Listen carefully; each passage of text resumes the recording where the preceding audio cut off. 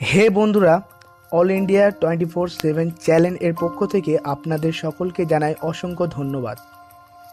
বন্ধুরা, আমরা সকলে জানি ভারতবর্ষ একটি পর্যটকীয় স্থান।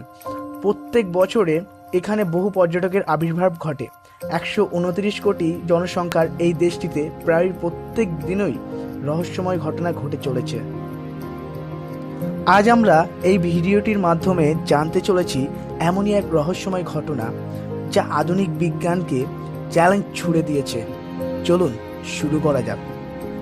আসামের জাতিঙ্গা নামক এক অঞ্চলে প্রত্যেক বছরই এই ঘটনা ঘটে চলেছে।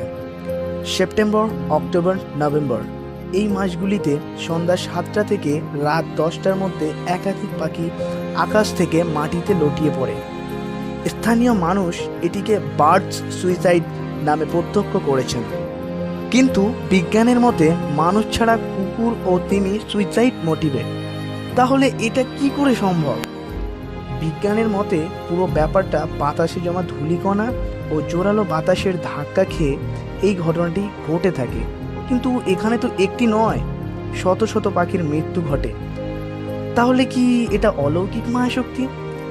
এটা সৃষ্টিকর্তাই ভালো করে জানবেন।